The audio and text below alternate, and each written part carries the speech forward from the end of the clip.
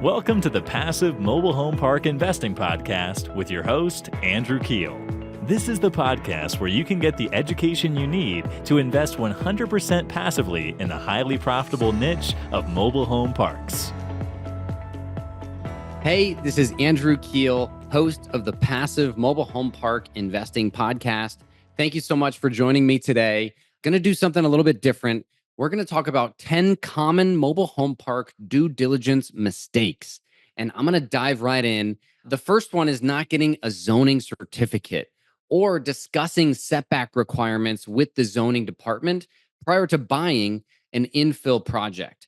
This is so important. And for those of you watching on YouTube, I'm going to share my screen and show you what this looks like. Typically, you can contact a zoning department and request one of these. And some may charge you for this, but most won't. It's basically a simple letter that they will fill out, talking about if it conforms with the current zoning, for the property. And if it doesn't, they'll put it in there that, hey, it's grandfathered in. But there's one line in this zoning certificate that I want to bring your attention to. And it says, the property owner is free to remove or fill in any mobile homes on vacant lots. This is really important right there because some zoning departments may have like age restrictions on the age of the home that they'll allow you to bring in. We own one property out in Nebraska where literally the head of the zoning department has to go drive and look at the mobile home before we bring it in to confirm that it will, work.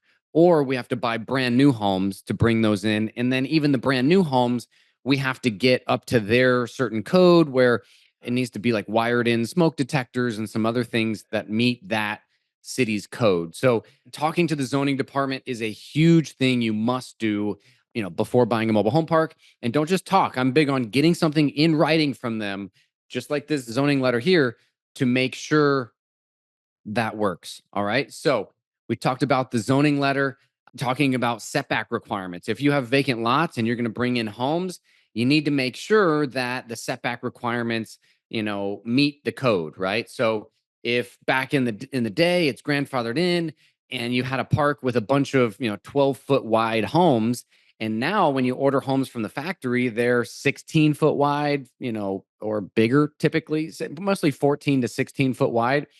And if you're going to encroach on the distance between the homes on either side of you and put a 16-foot wide home in the middle, you may not have the setback requirements that the zoning requires. And the fire chief typically is who doesn't like this, because if your distance between homes is not big enough, a fire can jump from home to home to home to home and burn multiple down. So you want to make sure you talk to zoning about that.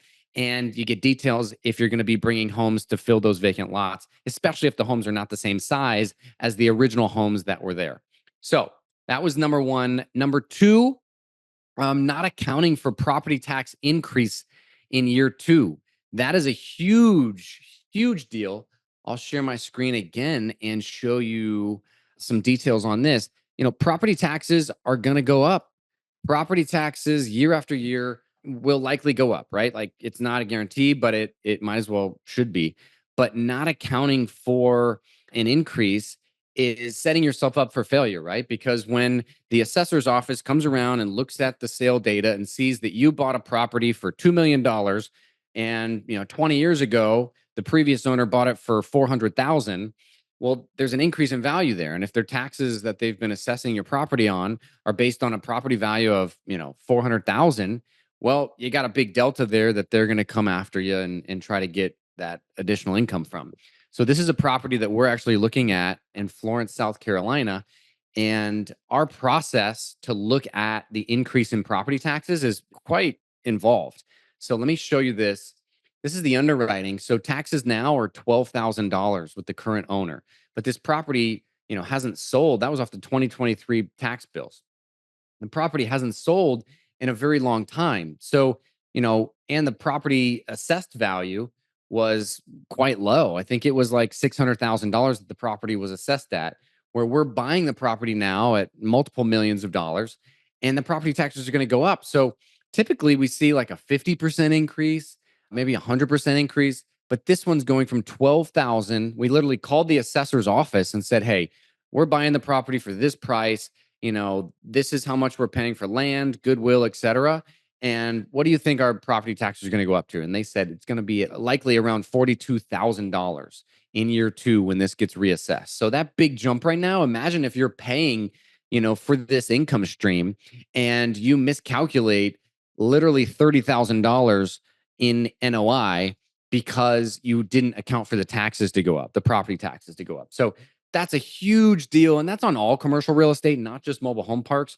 But I think it's important to mention.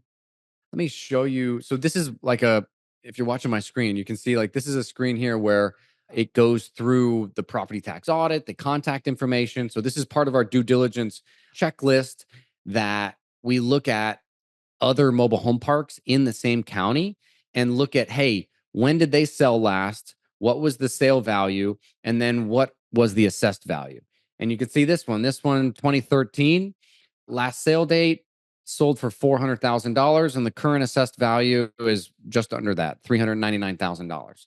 Well, if this property sells for $2 million, right, what's going to happen to the property taxes? They're obviously going to go up. So we try to look at other mobile home parks in the area that have sold recently and their property taxes before and property taxes after. What did they get reassessed at? Was it all the way to the purchase price? Because all that is public data that you can find out on the assessor website. So just make sure that you're accounting for that increase. I was looking at a pro forma for a syndication deal recently that I was considering investing in, and they just had 5% property tax, estimated increases year after year for the first 7 years. And I was like, wow, the property that we're looking at here is a $26 million property, and you're only accounting for property taxes to go up 5% in, from year 1 to year 2. So every state and county assessor is a little bit different. Some of them only assess every 3 years or, even years or odd years. So it's not a hard and fast rule, but you want to account on property taxes likely going up. Number 3, ordering a boundary survey over an ALTA survey. So when I first got started out, I was going cheap. I was just getting the boundary surveys. I was using local banks to do these deals.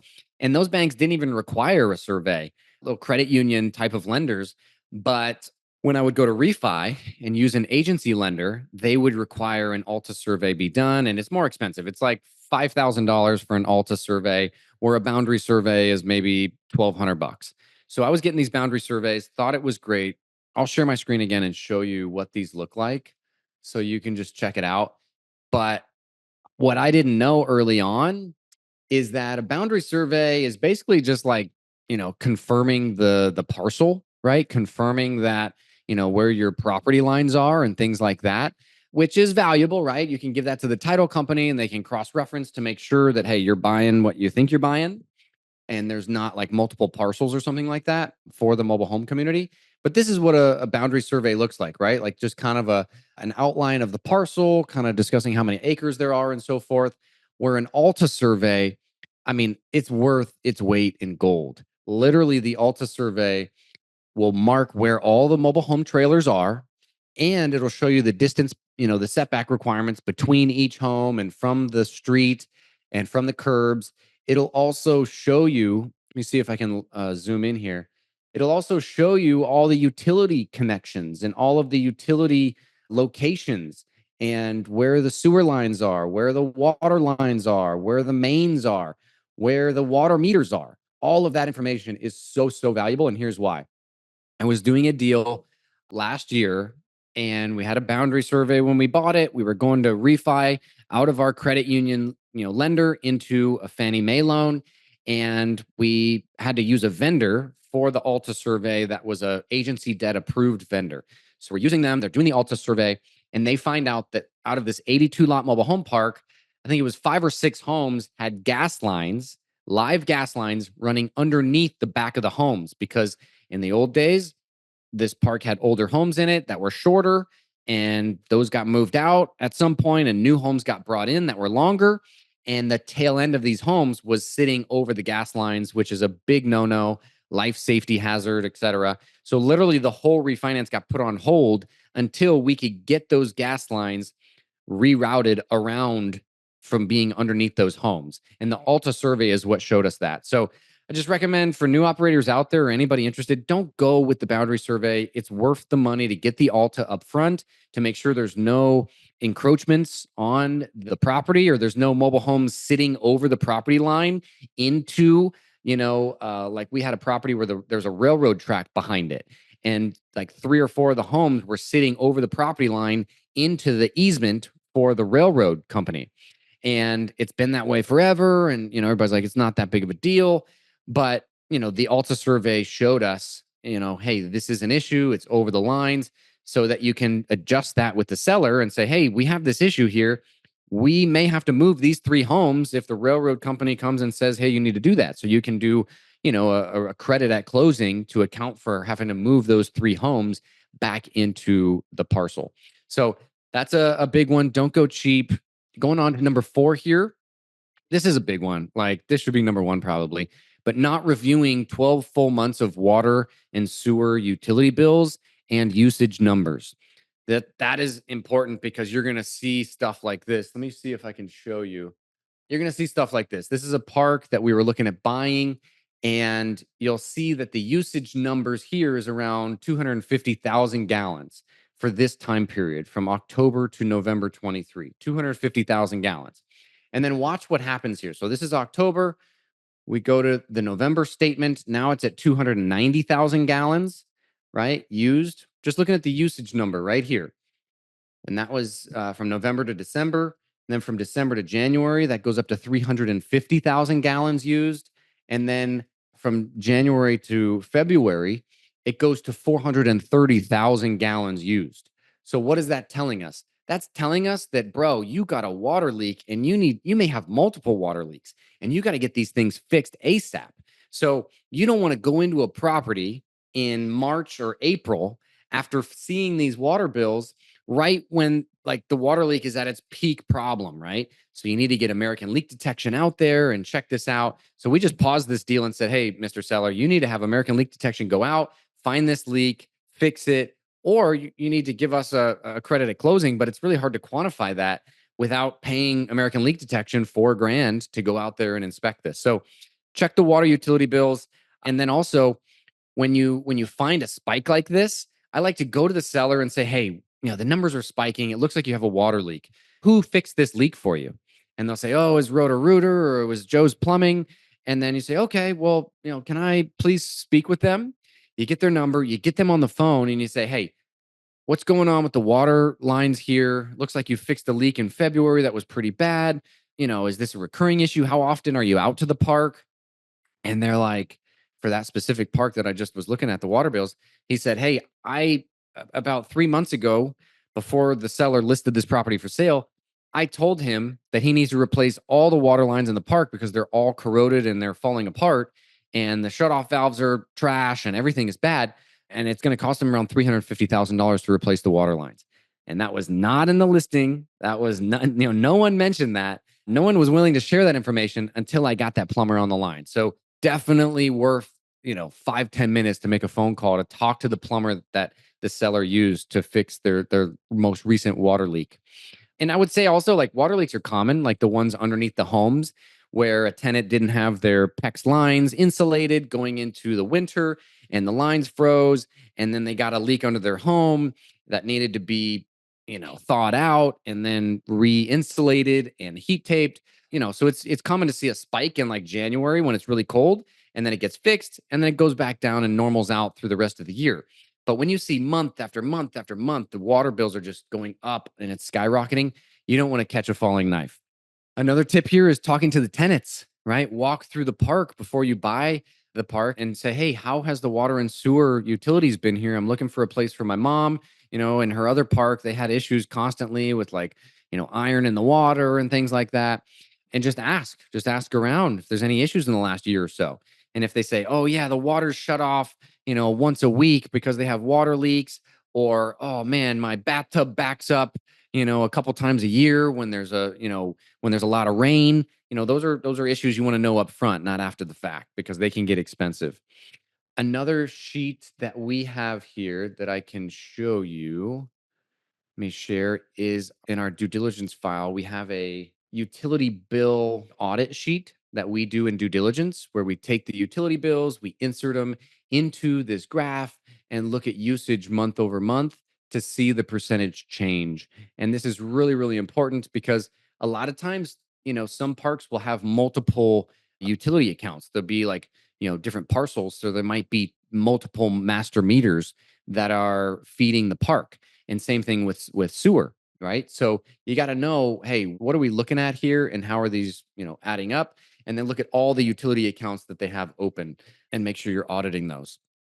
Real quick here, going into number 5, not ordering a phase 1 environmental inspection. This is really, really key. I mean, this is like a deal killer. If you took the MHU boot camp with Frank and Dave, he talks about it. Always order a phase 1. The average cost for one of these, I think, is around $2,000. But they're going to do not only the computer work, the computer research to see if there was any underground storage tanks or, other environmental hazards, right, that you don't even know about. A lot of these mom and pops that owned mobile home parks, there was one park where we found like a huge oil drum that was buried, and he was filling it up with gas and other things. So underground oil tanks for heating. We found a whole park where every mobile home had an underground heating oil tank like right behind the home.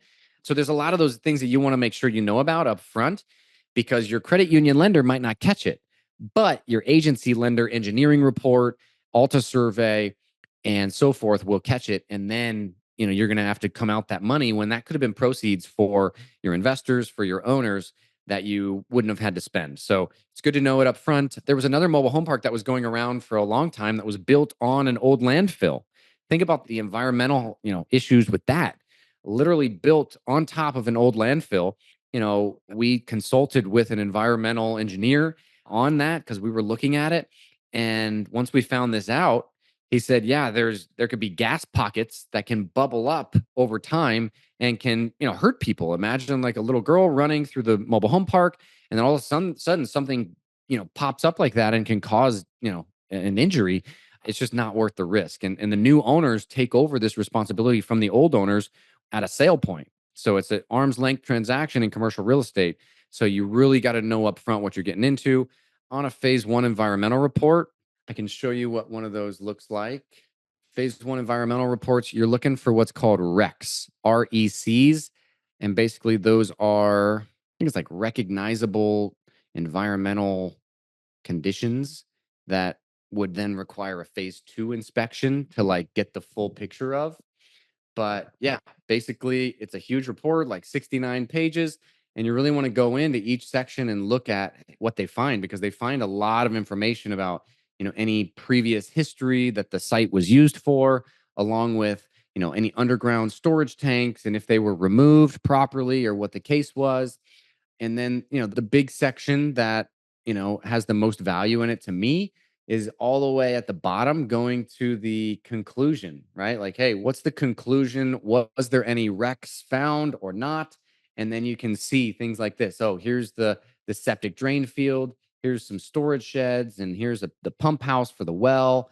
And it'll give you a really good idea of what you're looking at, along with active photos of items that could be an environmental concern to the property. So, but at the bottom there will say, hey, this is a wreck, this is not a wreck, and any recommendations for solving that in the future. Item number 6, not walking behind the mobile homes, only walking in front or driving through the park when doing your due diligence trip. This is a huge no-no. Highly recommend making sure you walk behind the homes. Big reason why is you're going to find things like this.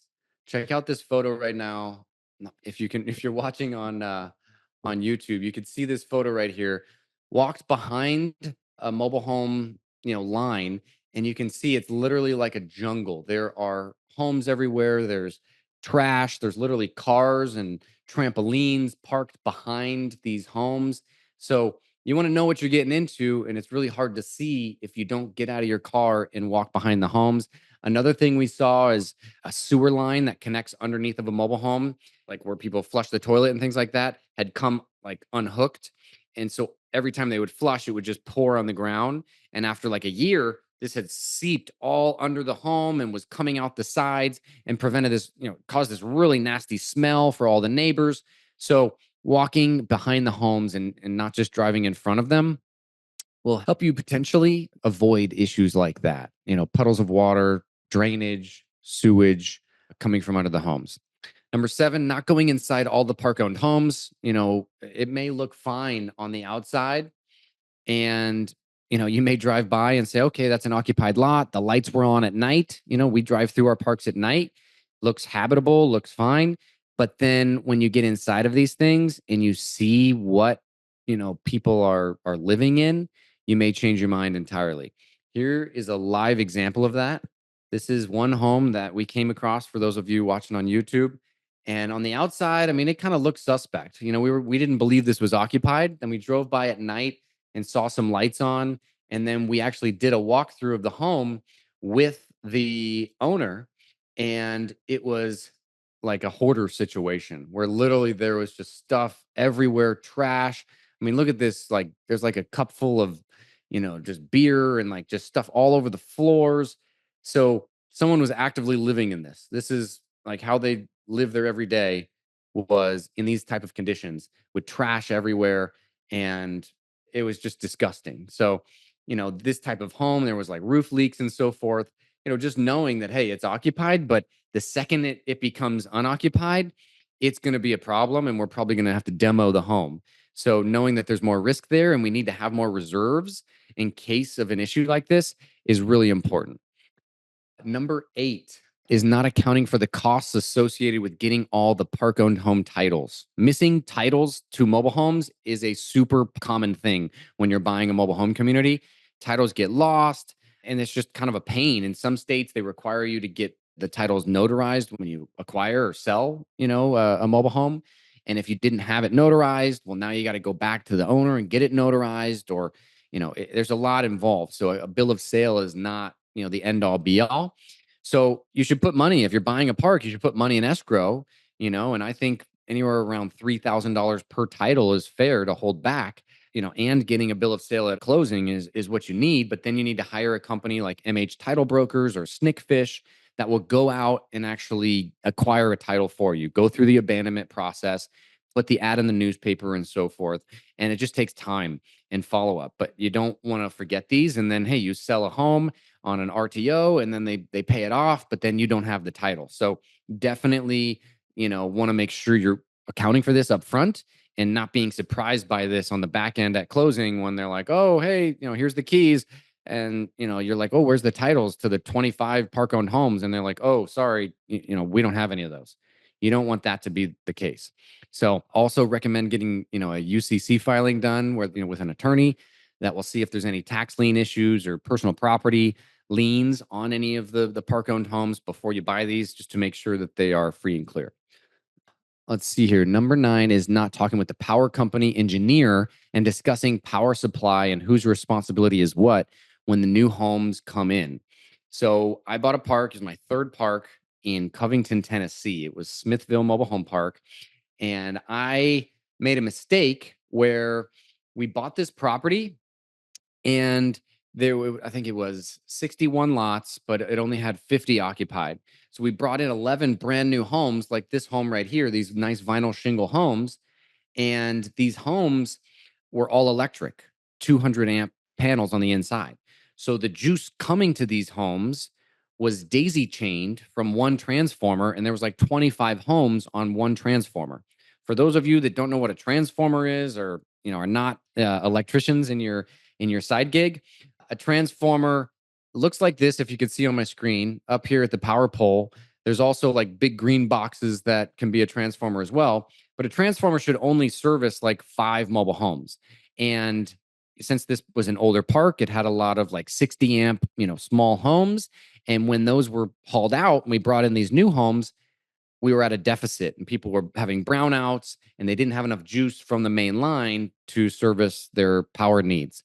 So we had an electrician prior to buying this park inspect all the pedestals and tell us, if there was any code issues, things like that. But he didn't talk about the power coming in from the power company. And most power companies will actually pay for the transformers to get there, right? Because they're billing these tenants ongoing. But this one in Covington did not.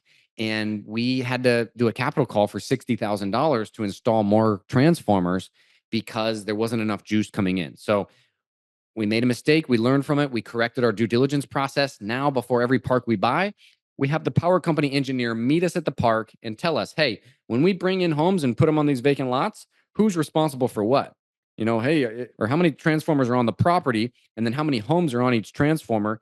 And are we responsible as park owners from the pedestal to the house, which is most common? Or are we responsible from the transformer, dredging a line underground all the way to the pedestal and then running it into the house as well, and paying for the cost of the actual transformers, which is, not normal, but in this case, we had to ante up and pay for that. And otherwise the homes would sit vacant. So we did it. Long story short, we put agency debt on that deal, and it was a home run back in 2021.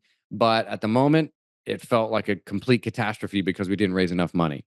Anyways, new homes, in conclusion, new homes usually require more juice than older homes and have those newer 200 amp panels. Number 10, I'm getting long-winded here. Apologize about that. Number 10, due diligence mistake is not reading the Google reviews on the Google My Business page for the mobile home park before you buy it. This is huge. This is one of my quick things I do when I'm analyzing a deal for the first time is I'll look through and look at the comments and see what people are saying, right? Let me show you actually. I found comments like, oh, the roads are really bumpy, poor management, they're not answering the phones, you name it. You just Google the name of the park, the Google My Business, and you read what people have said. And if there's a bunch of reviews over 20 and most of them are good and it's over a 4-star, I would say that's a really good park, that has good reviews. But there could be just one review on there that you see that you're like, oh, wow, the roads are really bad. Another thing I've found is flooding. Hey, every time it rains, the roads flood, and underneath my home, a bunch of water, floods underneath of there. That is something that you can be on the lookout for. And then you can bring up to the seller and to the local city because if there's a bunch of water flooding underneath homes every time it rains, that moisture barrier is going to cause the subfloor to rot out. It's going to cause a lot of damage underneath of those mobile homes. Mobile homes literally are supposed to be like the ground underneath of them is supposed to be like crowned so that water doesn't sit under there, so that it flows away and doesn't cause damage to the subfloor underneath of the home. So check the Google reviews. It only takes literally 30 seconds to kind of scroll through these. And, also to piggyback on that, when you're doing your on-site visit and, go out to eat at the nearest restaurants closest to the park and ask the waiter, hey, do you know about the Deer Run Mobile Home Park over there in Salem, Ohio? And they say, oh, yeah, I know that place. Oh, what do you think about it? What's the reputation, of that community? I'm looking for a place for my mom. I was thinking of buying a place in there, and see what she says. You can learn a lot, but just take it with a grain of salt. Some people may have that stigma of, oh, it's just a dirty trailer park, and they've never even drove through the inside of it. They just drove by it. So it's good to ask multiple people, instead of just one. Anyways, I hope you got value out of this episode. Due diligence is such a big deal when it comes to trailer parks, and I feel like it's not talked about enough. So if you have any questions on this, feel free to reach out via my website. That's keelteam.com. And my name's Andrew Keel. Thank you so much for watching. Would you like to see mobile home park value add projects in progress? If so, follow us on Instagram at Passive MHP Investing for photos and awesome videos from our recent mobile home park acquisitions. Once again, that's at Passive MHP Investing on Instagram. See you there.